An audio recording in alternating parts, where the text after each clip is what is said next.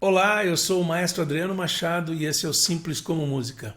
Aqui eu quero mostrar para vocês, sem segredo nenhum, como eu ouço e como eu entendo a música clássica. E vou te mostrar que mesmo sem você conhecer nenhum instrumento musical, sem saber de teoria musical, é possível aprender a gostar da música e aprender a ouvir música clássica. Aproveita, se inscreve no meu canal e dá um like.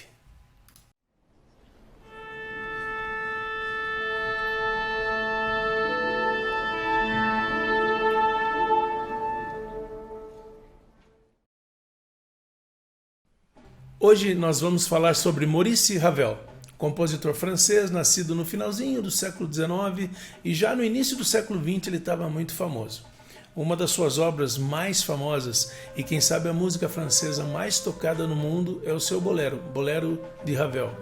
Foi uma encomenda feita por uma bailarina muito rica que contratava os melhores compositores da sua época, os melhores coreógrafos, os melhores teatros e fazia o seu próprio espetáculo.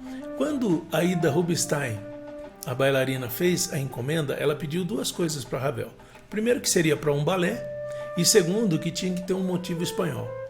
Inicialmente, Ravel imaginou fazer um arranjo de algumas obras de Albéniz, mas por problemas de direitos autorais ele desistiu dessa ideia e partiu para ter uma música própria. Ele imaginou então fazer uma obra com uma melodia só e um contratema, que é aquilo que a gente chama na música pergunta e resposta. E ele fez isso com uma melodia só. E as variantes, os elementos de variação na música, seria a própria orquestração, a entrada de outros instrumentos, a troca de instrumento apresentando a melodia. Então é por isso que essa obra é tão genial. Por esse motivo também nós escolhemos essa obra para falar hoje, já que a gente está querendo passar para vocês elementos, pequenos elementos da música, simples elementos de música para que você possa apreciar um pouquinho mais. Então esse bolero ele tem alguns elementos importantíssimos na música. Primeiro, ritmo, melodia, contratema, que seria pergunta e resposta, uma dinâmica e uma orquestração gigantesca. Começando com o ritmo. Ele apresenta o ritmo de forma simples com uma caixa, num volume sonoro bem baixinho, que música a gente chama de piano, e nesse caso pianíssimo, que é mais baixinho ainda, um volume bem pequeno. Então ele começa pianíssimo com a caixa. Num dos links abaixo que a gente recomenda para você assistir com a Orquestra Filarmônica de Berlim e o Herbert von Karajan regendo, tem um close na caixa, no instrumentista, e você percebe que ele está bem próximo no instrumento para que tenha um volume bem baixinho e bem preciso, né? A precisão rítmica também é impressionante nessa gravação. Logo então, depois do ritmo vem já a apresentação da melodia e da única melodia da peça, feita pela flauta, depois feita por mais uma flauta, aí vem o boé, fagote, aí ele apresenta o naipe todo das madeiras, depois ele vai para o naipe de metais e sempre acompanhado pelas cordas. Aqui no pizzicato, ao invés de usar o arco, toca a corda como se fosse um violão, toca o instrumento como se fosse violão, tanto violino, violoncelo e contrabaixo, ali nos pizzicatos. Aí lá pelo meio da música entram as cordas, os violinos tocando o tema, e a música já está num volume sonoro bem maior. E ela vai crescendo até chegar num fortíssimo, que é onde a orquestra inteira está tocando. À medida que os instrumentos vão entrando, o Ravel usa também de um artifício musical, que é a dinâmica. A dinâmica, quando eu falo de dinâmica, eu estou falando de volume sonoro.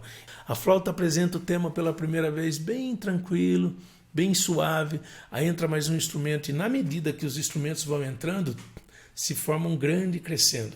É comum se dizer entre os músicos que o Bolero de Ravel é o maior crescendo da história da música.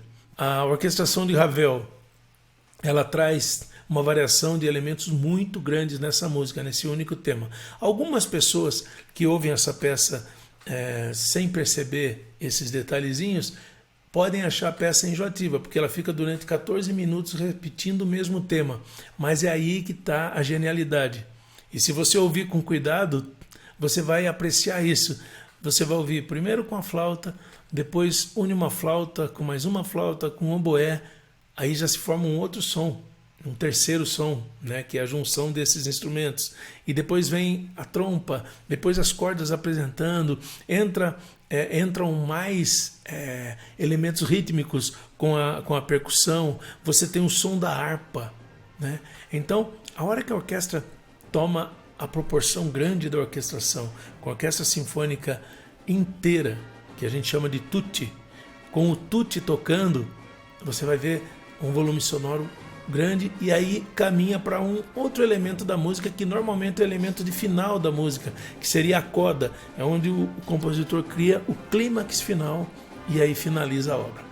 Então, tendo agora esses pequenos detalhes que eu disse para vocês, ritmo, melodia, dinâmica da música e a variação da orquestração, eu queria que você pegasse naquele link que vai estar abaixo, né? Eu vou deixar 3 opções, uma orquestra mais antiga gravada e 2 mais recentes, 2 gravações mais recentes. E eu quero que você ouça, né? São 14 minutos de música. Eu quero que você ouça, preste atenção nesses detalhes, comente comigo, né? Deixa seu comentário e comece a se apaixonar por esse mundo maravilhoso que é o mundo da música clássica. Não é difícil, não tem segredo. Espero que vocês tenham gostado do tema de hoje. Se puder, deixa sua mensagem, dá um like e se inscreve no meu canal. Eu sou o Maestro Adriano Machado e esse é o Simples como Música.